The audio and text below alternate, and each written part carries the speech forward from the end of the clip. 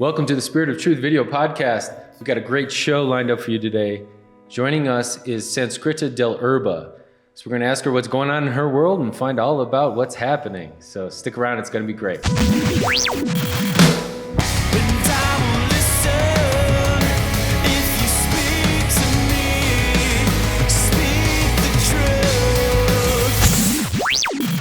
Welcome back. Joining us today is my good friend, Sanskrita DellErba. We're lucky to have her here. Welcome, Sanskrita.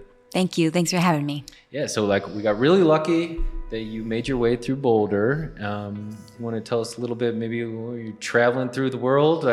How are we so fortunate to have this feather blow across our way?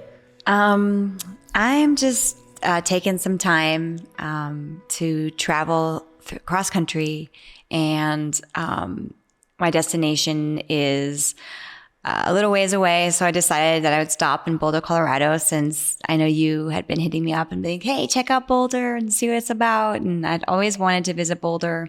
I've been to Colorado a few times, but had just always kind of skirted around Boulder. So it's good to be here and just see what the city's about. Yeah, it's great to have you here. Thank you. I know you got an opportunity to hang out at the Urantia Book Fellowship office and hang out with Paula, and it's just been nice to have what feels like family to be here. Yeah, thank you. Thank you for being here. And it's good to be around you guys too.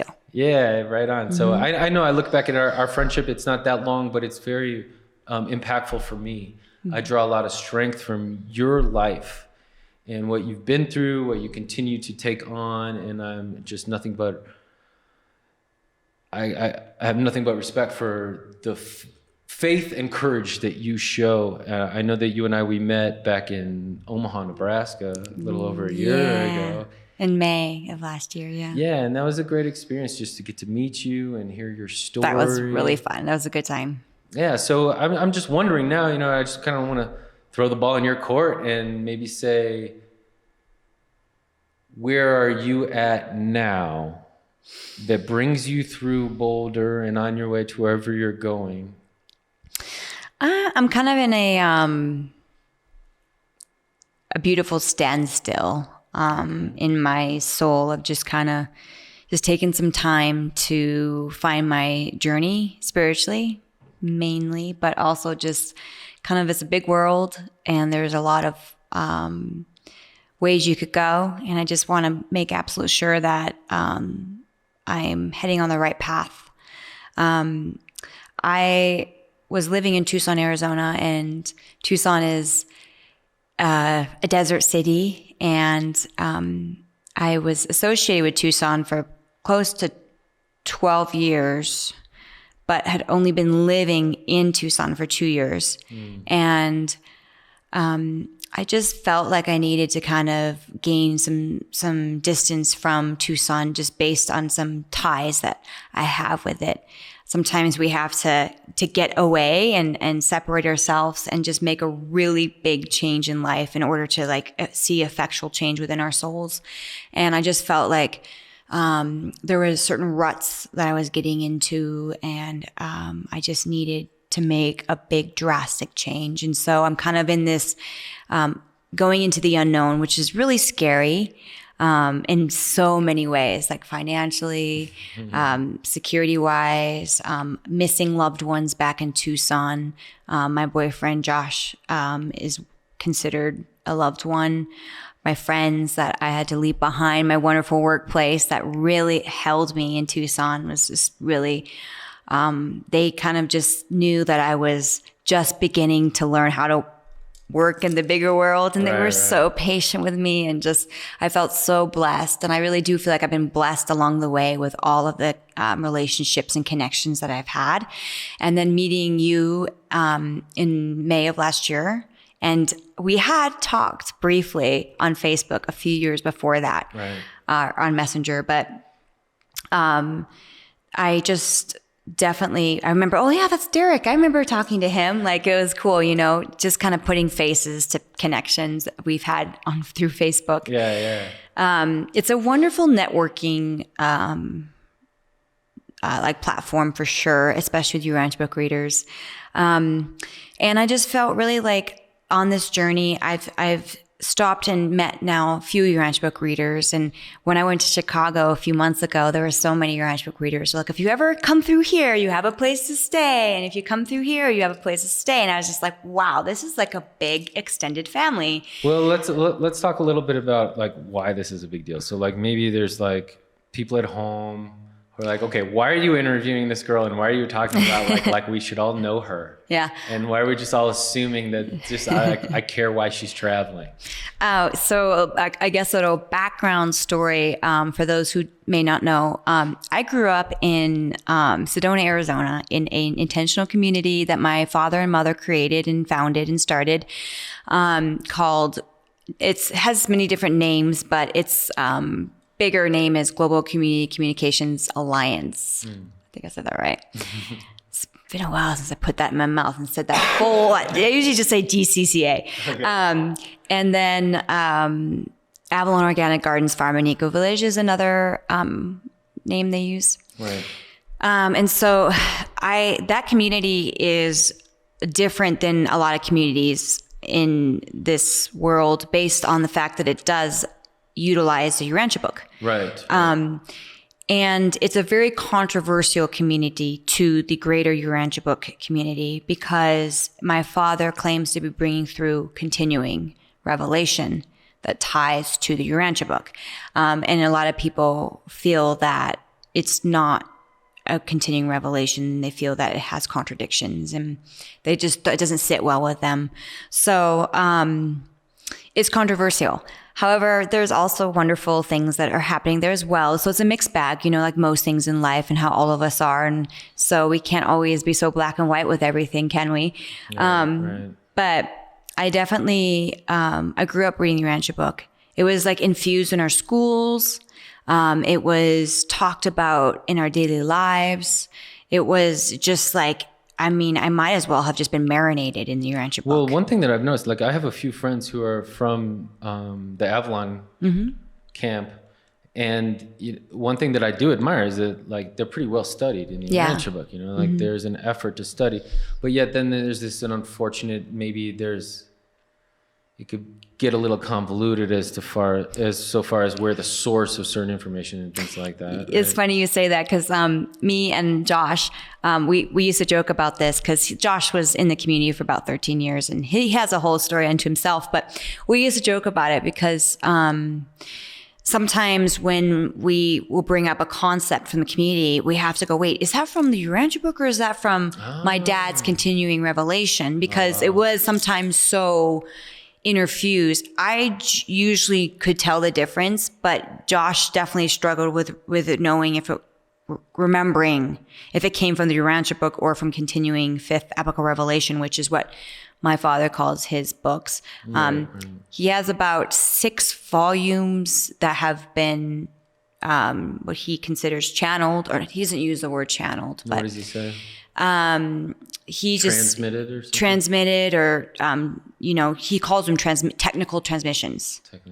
But only 2 so far have been published. And so they're working on the 3rd edition right now, or the 3rd volume, but it's just like, it takes a lot. So I guess they haven't got that one out, but there's 6 that are in binders and stuff. Yeah. So, this comes back to why I admire you so much and why I respect your courage, because you're not there anymore, right? Yeah. So you're here now. So what's your outlook here? It's a very complicated and complex thing for a child to have grown up immersed in these teachings and also have it be their father and their mother who were kind of the head, the centerpieces. So I'm processing a lot. Yeah.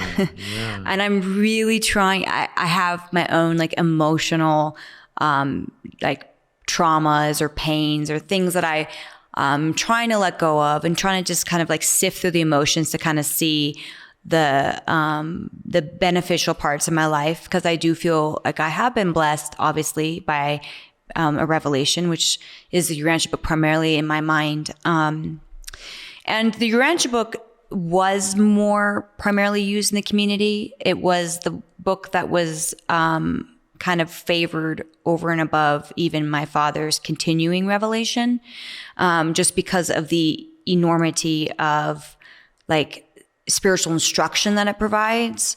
So not to say that there were classes that were solely built around that, built around the Urantia Book, and then there were classes that were built around continuing fifth epical revelation, and the community members were all expected to attend both classes. There was no like picking and choosing or that type of thing.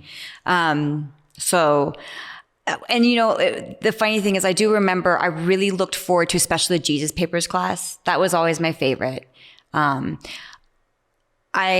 I never considered myself a super intellectual person. And as far as like spouting off facts that I remember from the Urantia Book, I'm not like that kind of person or the best kind of person. I'm not bad. But what I gained from the Urantia Book, I feel that is even more profound and more important is the spiritual connection to Jesus that I felt, and like really it just like bonded me to Jesus, like growing up. And let's reading talk about that, that because I know that in our friendship you've shared a lot about that, your relationship, and especially when maybe you grow up in a community where there's already a Jesus type of figure there, and you're lifting up Jesus the Master. So what was that like for you? It was confusing. It was confusing for me because, for me, in the community, my father really, really loves Jesus. Like he talks about Jesus a lot. He really wants Jesus to come back. He's always talking about Jesus coming back. But he does definitely require in his members to have a certain allegiance to him. And on top of it, he was my dad too. So it was a very like complex, kind of confusing relationship I had with him. Absolutely. And I never saw my dad as a Jesus, but I did see him as an authority figure. And sometimes it was a scary authority figure to me. But he also had his moments of being very tender and very, insightful. And I think, any leader of any community, and this community does carry the weight of also being kind of like called a cult. So, which, is a very sore point of contention for the community. They just really don't like when people call them that. And their biggest fear of that is that it would incite violence, that people would put their children's lives in danger because cult is such a heavy, it has such a heavy negative connotation. Yeah, totally. So, I can understand the concern. However, it's a little bit of a smokescreen to kind of like deflect that there could be some real concerns with how their system operates. And in general, people aren't going to go and like brandy a sword or a gun and go out there. It would have happened already. There's a lot of family members who've been really, really hurt and have very strong feelings towards that community. And so, it's not necessarily even the word cult that caused those feelings to happen. There's a lot of like, people who feel hurt because of the way that, certain things went down between families from the outside and families from the inside. And a lot of division that happened, and that really hurts people. Division is an ugly thing. It's very painful, and so I can understand why people are very hurt on both sides. Yeah, division hurts, and I feel like getting back to this notion of being such a fan of Jesus, as you say you are, like, did you feel isolated in being such like, I want to lift Jesus up, but maybe there's a culture that isn't lifting Jesus up really? No. Not really. The thing about the people there is they're truly genuinely like have really good intentions. Right. There's some cream of the crop people there. And, I've done a lot of like cult research, forgive me for using that word, but, it's known that some of the most intelligent, devoted, like hardworking, ethical people actually join cults because they're looking to join something bigger than themselves. And that is a certain type of human being that is cut out from just a majority of the society. Like they are like basically, great leaders kind of it's like they want pull them in, commit too. Yeah, right? it's a commitment. Yeah. And there's nothing wrong with wanting to commit to something that they feel is good. It's just that I feel that my father has kind of made it more about him, which, is he doesn't like that I would say that. But so it's become more of a personality cult. Yeah.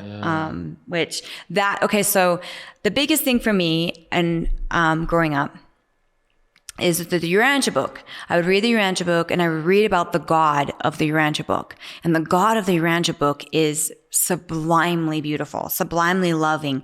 Like just, you can feel the warmth when you read about this God. And it's not like any other religion's God. This is a very merciful, all-loving God. And, the more that I read about it, the more I was thinking to myself, before I say that, then I would sit in Sunday service and then I would hear my dad's version of God. And I felt like his version of God was very fearful and kind of wrathful and very punishment oriented. And if you don't do God's will, he's going to break your leg or he's going to cause a crash or he's going to. And so I was very kind of bound up inside about my connection and relationship with God. And for years I suffered with this shame and intense feeling of who is this God? And is he really this harsh? And is he really going to just, and then the thing that I came to is, if God created us imperfect, why would he punish us for being imperfect? That would be most cruel God. Good logic. That would be a malevolent God, not a benevolent God. Yeah. The vengeful Yahweh. So, obviously he created us to be imperfect so that we could learn.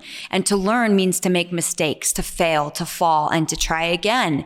And I feel like that is the all-winning God that I love. And I couldn't reconcile my dad's version of God with the UB's Urantia Book version of God. It was it just didn't blend. I couldn't. It was it was hard for me to come to terms with that. So that was a big one for me. And I really tried because I really wanted to make my dad proud. It was so hard. I so badly wanted to just, be the daughter that he wanted. And I really tried for many, many years. And it just I felt like I was failing every step of the way. And I was okay. At one point I was who am I going to please here? My dad or the actual God that I love? And there was a real breakthrough moment for me when I made a really big mistake in the community. And I don't want to talk about what it was or anything like that, but it was in my early 20s. And I felt a lot of shame and grief, just a lot of shame. And I would cry for nights on end. The sobs that came out were just really, really full of grief. And I could not forgive myself. But more than that, I felt like the people around me weren't forgiving me. I felt like they were withholding love. They were withholding affection. They were withholding acceptance of me and who I am. And it was so painful. I was just come on. We all make mistakes. Don't hold this stuff against people like that. And so there came a point where I was okay, I'm going to either stay miserable or I'm going to accept God's forgiveness. And there was just one night I just felt it. I felt his forgiveness. And then as soon as I felt that, I forgave myself. And then I started loving myself. And I was oh, wait a minute. I'm not that bad person. Just because I did that that's not who I am. Right. It's something I did. Yeah. And we do things sometimes for lots of reasons, but it's not who we are. And so I just started developing this self-love. And I think that's what really enabled me to eventually leave. To have the confidence enough in yourself to take action.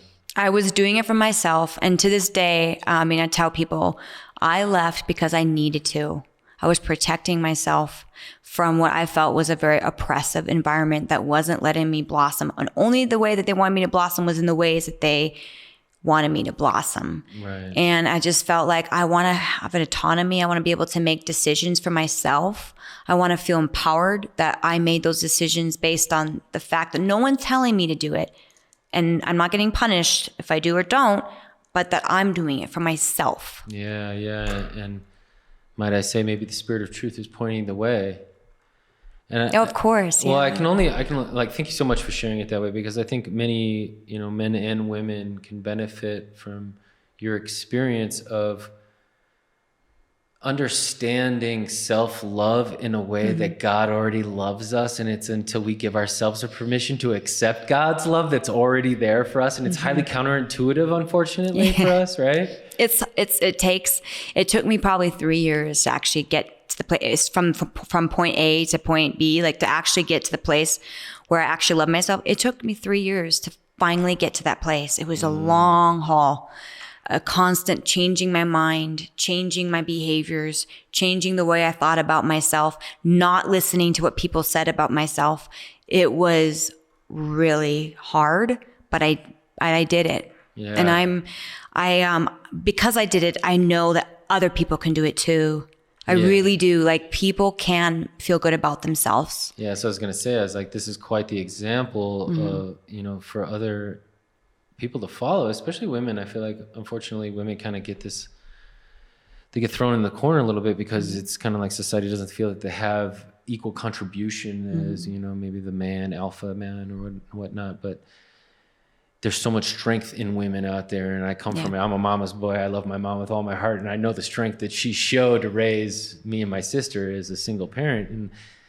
And I just have nothing but appreciation for a woman to be as strong as you are. So if there's any way that maybe you have like advice for other young women or older women or whatever that are out there, they're still struggling for that self-acceptance or direction, or where do I go in this man's world and stuff like that? Like, is there anything that maybe you can share with them?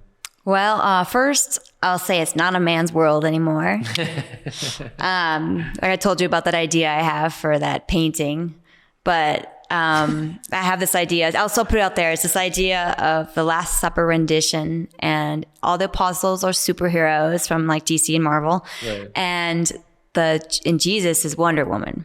Okay. And the reason I love that is because I do feel like women need to realize that we can be empowered too. And it's not a competition. Right. Like the male personalities have just as much to offer.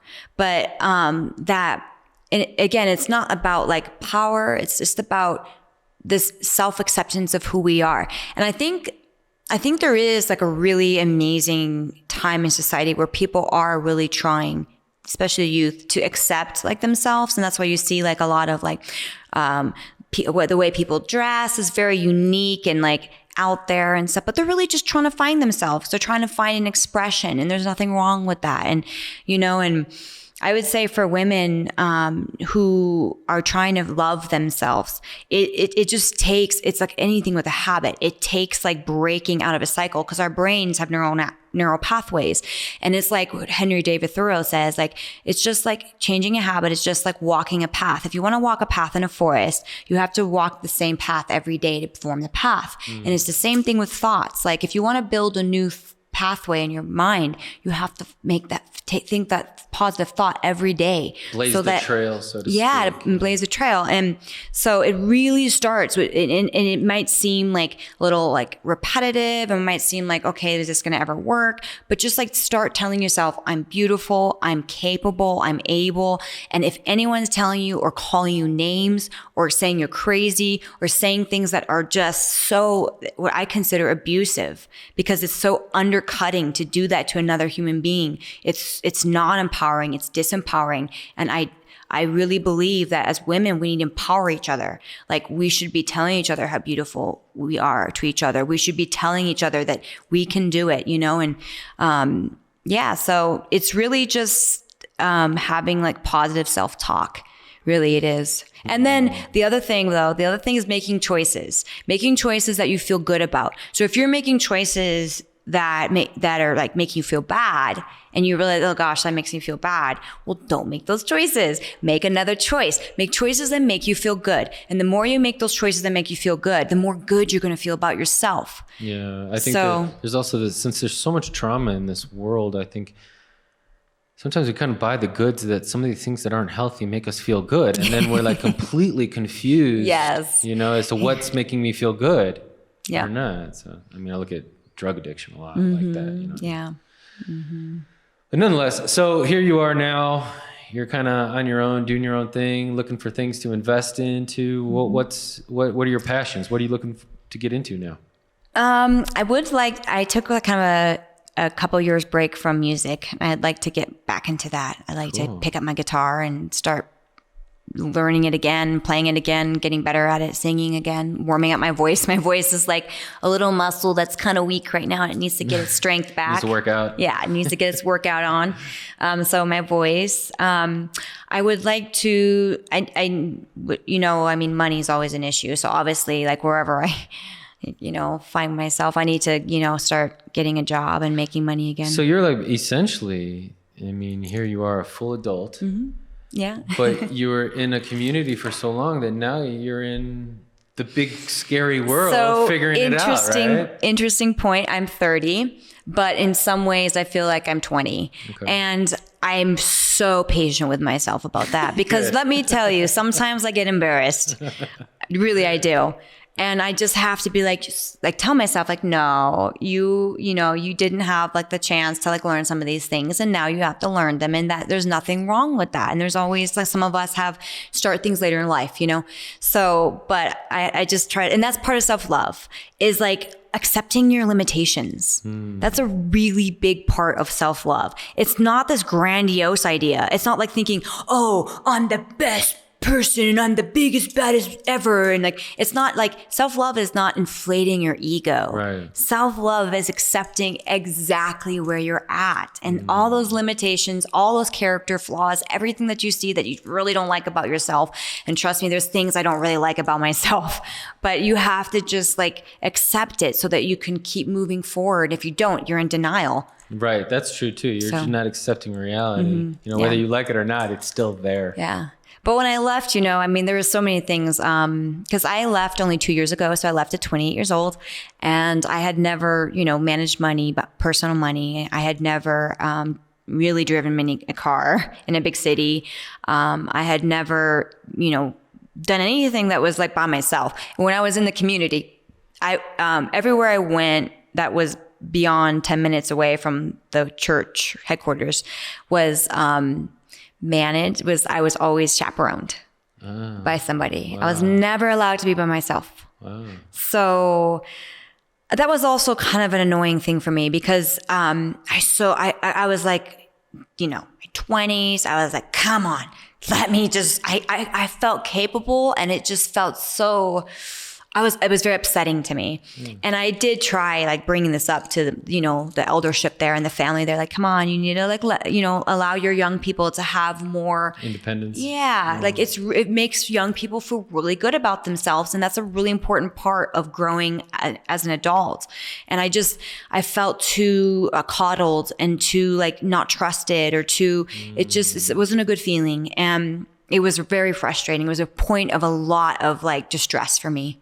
So unfortunately, that was a big, reason also why I left. There were a lot of reasons, why I decided to leave. Some I could go into, some others I wouldn't want to, just for personal reasons and to protect my family, and their personal life as well. Sure. But I definitely feel like, the young people there did try reaching out to the eldership. And I remember there were some meetings even about like what we could do to make life more interesting for the young people. They were requiring celibacy before marriage. So there was a lot of like sexually frustrated young people. Sure. They required, no drugs and alcohol. So, which I think is great. And trust me, I do. I don't think that that's needed, but still like there's but there weren't like, we weren't allowed to go out into the town, or we weren't allowed to, really do a lot of stuff. We did some hiking and, some trips, but it was all very managed, and it was just not spontaneous. And it was all just like extremely like planned. And, some of us love spontaneity and need that. It's an important part of what I need as a soul. I believe this. And the thing about like, the community that really I struggle with is there was a bit of a, not like really respecting what individual needs might be. And if as individuals, those needs are being ignored, it can be really difficult for people to kind of get to know themselves in a deeper way and feel proud about themselves. But I think the biggest thing is like going back to the spontaneity thing. I love spontaneity. It makes my soul happy. And we need to do things that make us happy, not things that make us happy in a way that's destructive, because that's a different thing. Right. But things that make us feel a sense of joy. It's important. It's a really important part of living. And again, God isn't here to punish us. He wants us to be happy. He wants us to feel a sense of fulfillment. He wants us to feel like, I love to be alive. Yeah. I love to be alive. Well, I found like for me personally, like, and I could totally relate to what the Urantia Book talks about, kind of joy. It says that effort doesn't always yield real joy, but like intelligent effort is important in how you're doing it. And I found like when I'm actually creating something that like popped up in this head and then manifested into something physical, tangible reality of some sort, that I have joy in that. I don't know if you found that. Yeah. I mean, I find that challenges bring me joy too. Or at least they kind of stimulate me.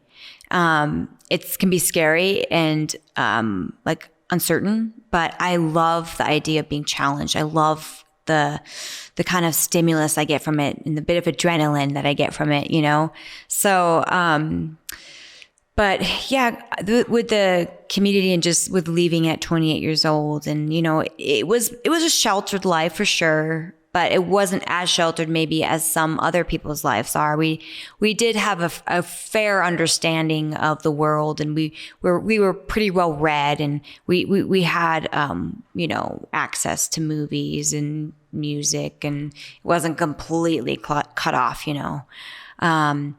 But as far as like functioning in society and like being a citizen, like a responsible citizen, I didn't have any clue when I came out, again with like the car and the, going to the bank for the first time, my boyfriend Josh gave me like a wad of money and his account number and his routing number, and didn't even know what that was. And he just was on a piece of paper. That's all I knew.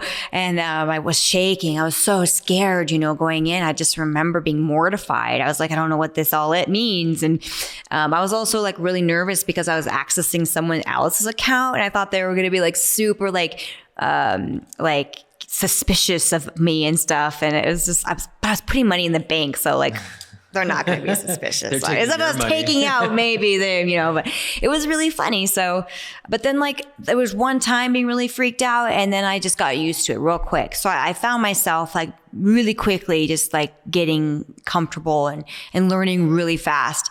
Credit card, the same thing, and a debit card, learning the differences. And once I learned the difference, but with a credit card, I still was like, well, why would you want to use a credit card? Like, I just couldn't quite get it. But then I learned, oh, this is how you build credit. And now I only use my credit card to build credit. And now my credit is like the best it could be. And, but you had to learn these things, like, and it was just funny, like learning all these like very worldly things. And, I feel really like grateful for Josh because, I called him a lot, crying and freaking out. I mean, like hysterically, trying to like learn and being so scared, and sometimes in certain situations. And he was always there for me. He was always at the call of a button. And I really feel like I was a handful for the last 2 years for him. And I'm really grateful for, having someone there 24/7. And it's just now I'm in this place where I'm starting to get a kind of a feel for the world and for myself. And Yeah. So it's just a very unique process, I think, to go through. And people are very fascinated with, people who grew up in communities or cults or whatever you want to call them, intentional communities. People are very fascinated with that existence and, because it is so different than regular society. But I will say I learned a lot from growing up in the community too. Some of the beneficial things that I feel I gained was because I lived with so many different types of people, all different ages, all walks of life from different parts of the world. I became very familiar with like relating with lots of different types of people. So like I'm a good people person because of that. Yeah. I don't know if that's like an inherent trait or if it actually was developed from being in the community.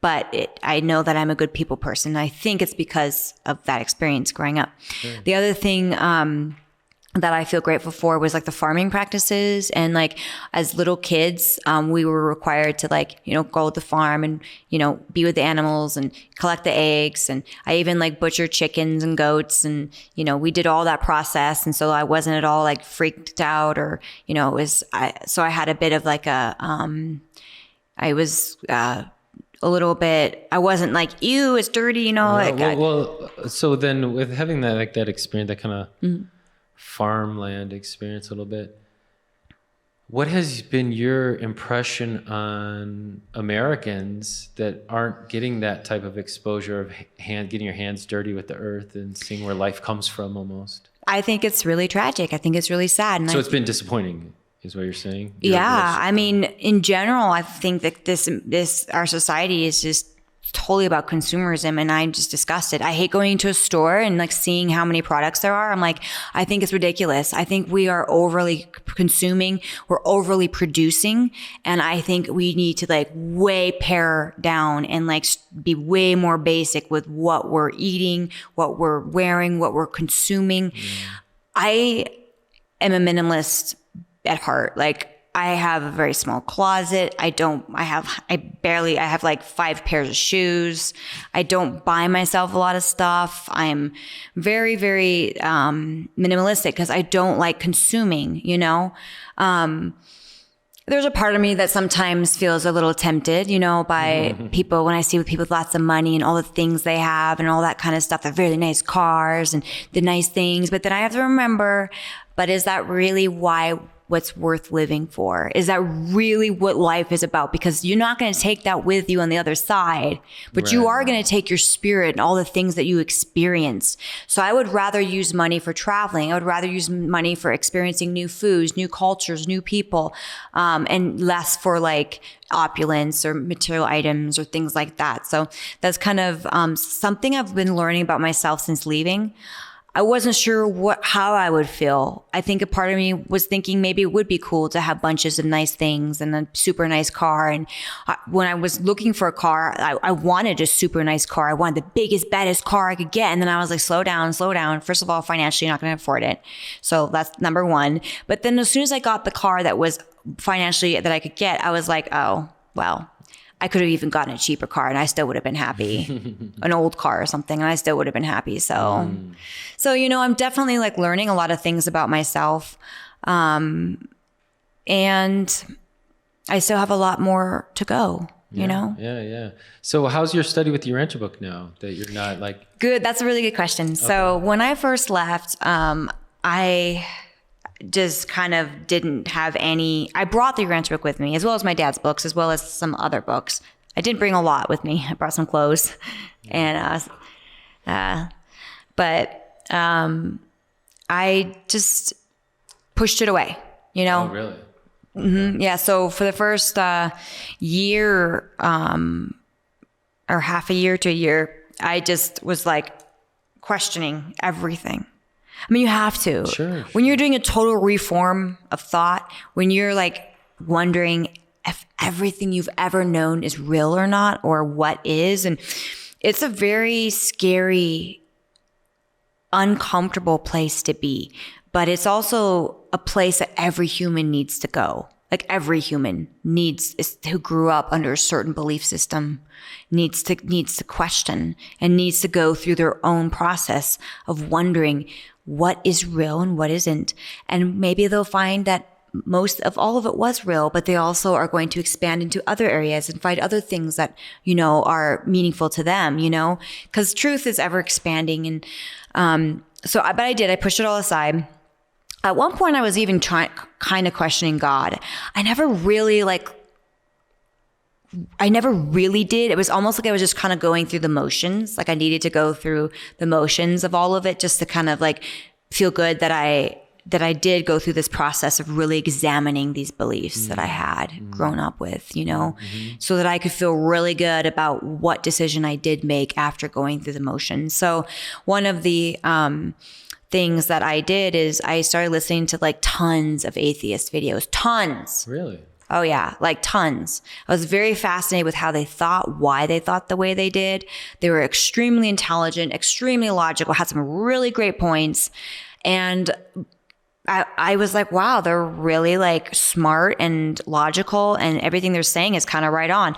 But what I came to realize is that most of these atheists, they're not actually arguing against the existence of God. They're arguing against the God of religions. Yeah. So if there was no religions, they wouldn't really know how to argue against God, this thing that is like, because there isn't a lot of like material around all that. It's the religions that they're arguing against and all that's been constructed around God. And trust me, there's a lot to argue about there. Yeah, you're like, yeah, we all got issue with that. Right. So, I thought that was like a really kind of fascinating thing. So I was like, okay, cool. So then I thought like the Urantia book and what it says about God to me makes the most sense. Like it really does. It's the God that I can like latch onto and be like, yeah, like, and this is the one I can rally for. This is the God that is, the God that every atheist secretly wants to, So I think that once I started doing that and listening to all these atheist videos, and I was like, okay, well, the Urantia book still stands true to me. Like I still resonate with the Urantia book. There's nothing in it that I cringe about. Like I don't there's certain parts that don't interest me as much. There's certain parts that don't mean so much to me. There's certain parts that mean everything to me. And so I've told my friends in Tucson when I was there, they all respect me for this book that I read and my beliefs about it. But what I always say is, if it makes me a better human, it makes me a better human. And there's nothing wrong with that. Yeah. There could be nothing wrong with something that makes you a better human. So you could just totally like take away where the source came from.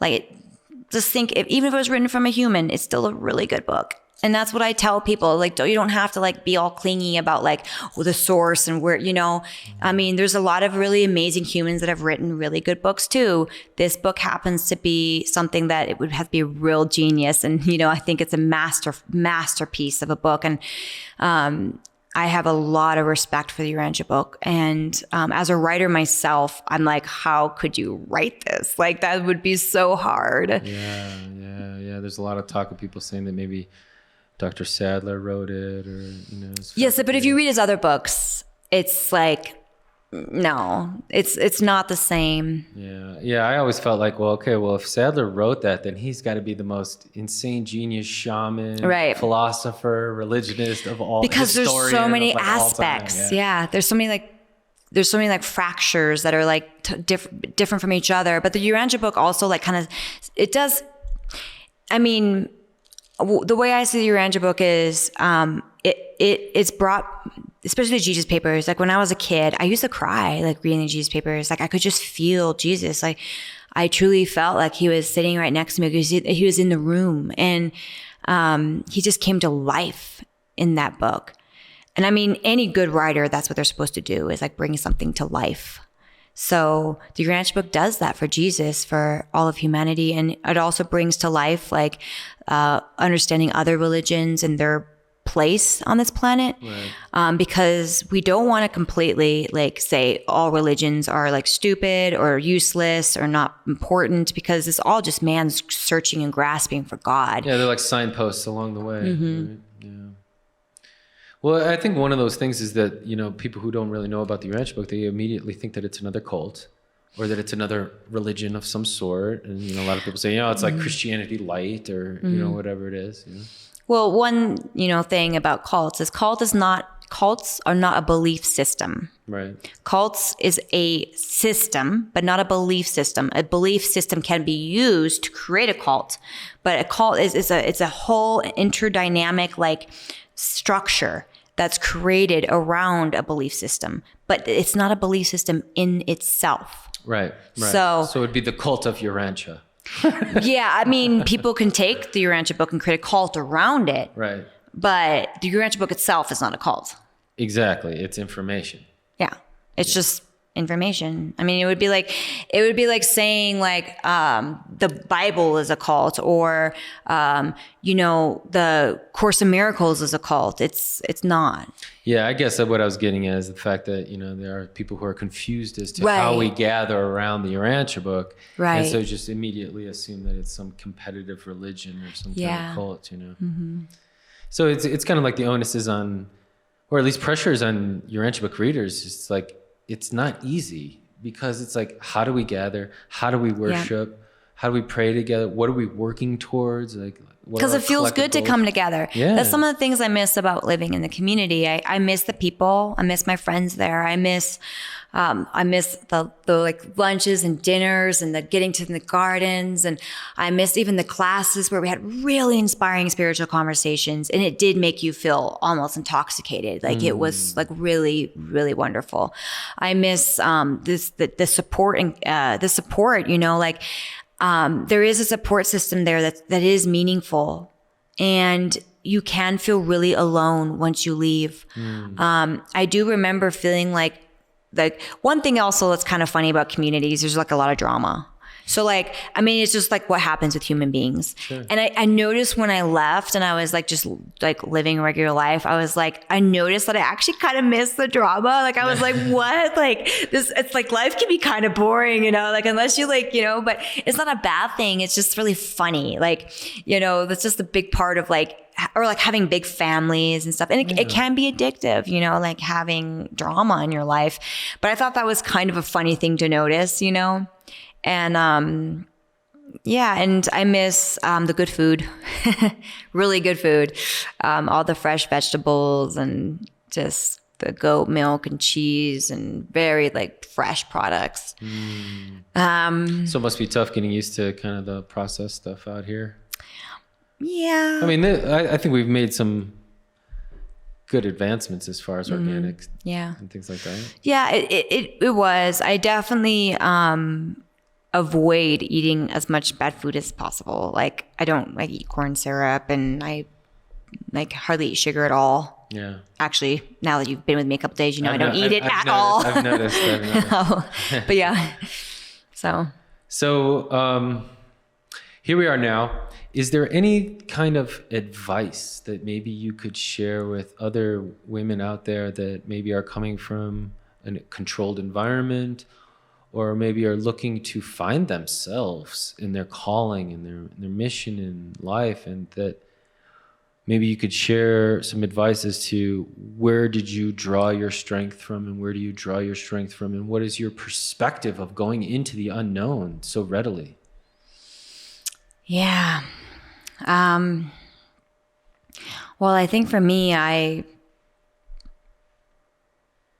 think you have to value yourself.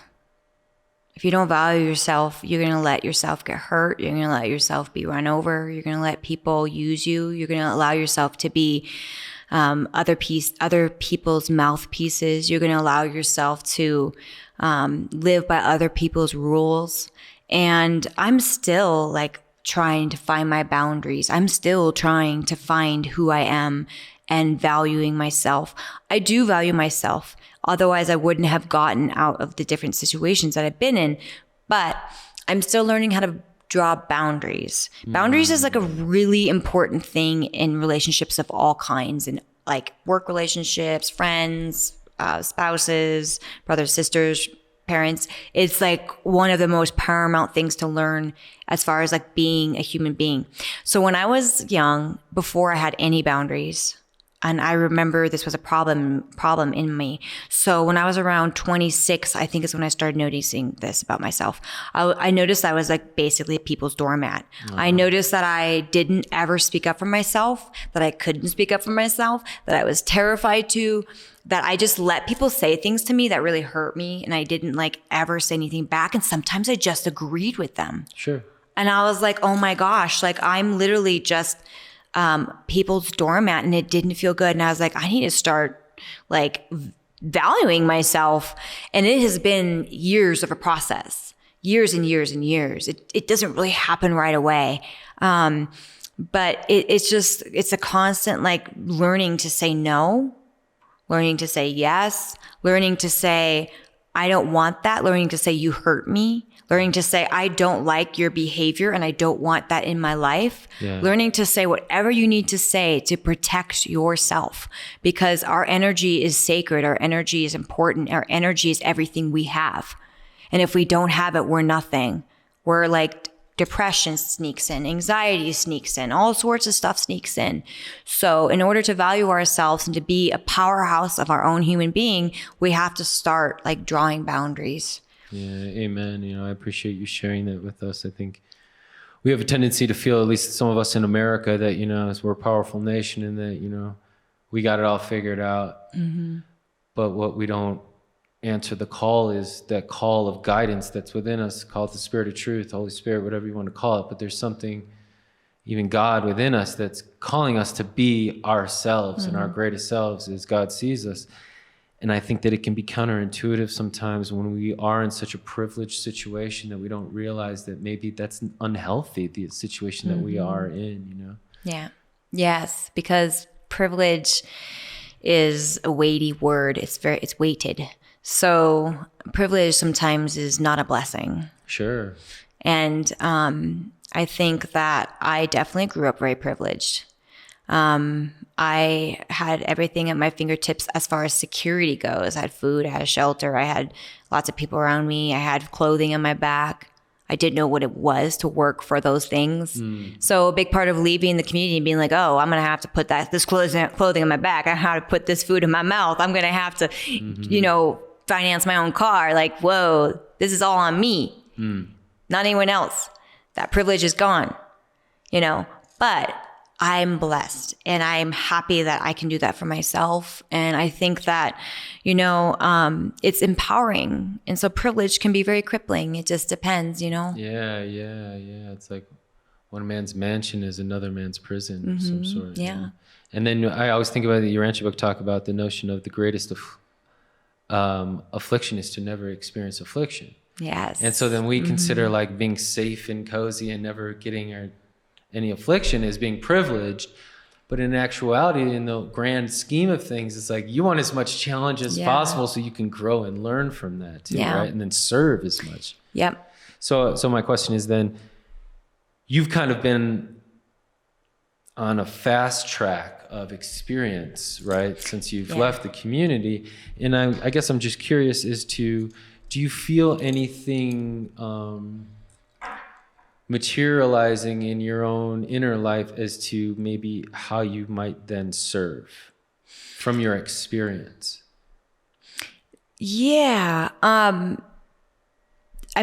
think I'm still discovering what that is, because a big part of when I left, I had all these like really big ideas about what I wanted to do. I remember. Yeah. And then it's just like, you start realizing, oh, wait, hold up. I have to grow some more. I have to like mature some more. I have to like get my shit together some more. And I feel like I was kind of putting the cart before the horse. And so kind of just right now, I what I'm doing right now is putting my intentions to God. And my intentions are, I want to grow. I want to be a healthy human being, mentally, physically, emotionally. And I want to help people. And I want to have the means to do that. And then I really, really, really believe that God will show me exactly what I need to do, and it will just feel right. And I think that I've come, in the last 2 years, there's been a lot of situations where when it felt right, it just was right. And you just know. And it's it's how it works. Like there won't be this pushback. There won't be this confusion. It would just be like, oh yeah. Well, I also think that like honestly, this real privilege is the fact that you've put yourself in the position that you have to rely on your faith. Mm-hmm.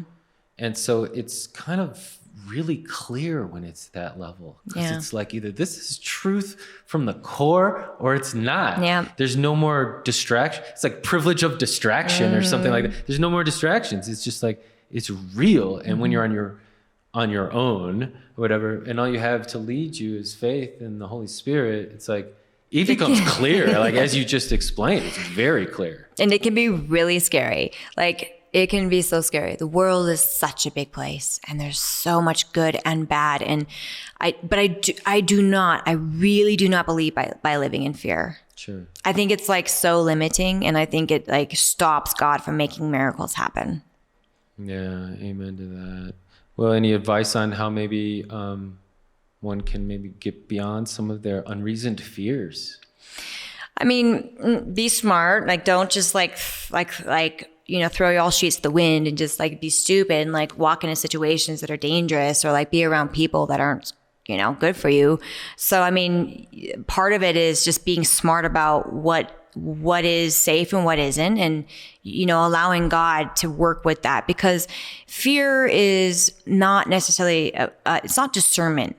Fear is just like this, crippling, inhibiting place that is, it stops you. But being smart and being discerning is still important. So it's not like, just like, I'm just going to be crazy and do whatever and it's going to work out, because that's not going to work out either. God wants you to be responsible. He's going to want you to, be he, she, as I like to say, wants you to be, a responsible person. Mature in the kingdom. Right. Yeah. So it's not like being childish about it, but letting go of the fear of making big decisions, because life is about making really big decisions. And if you don't make a big decision, big things can't happen.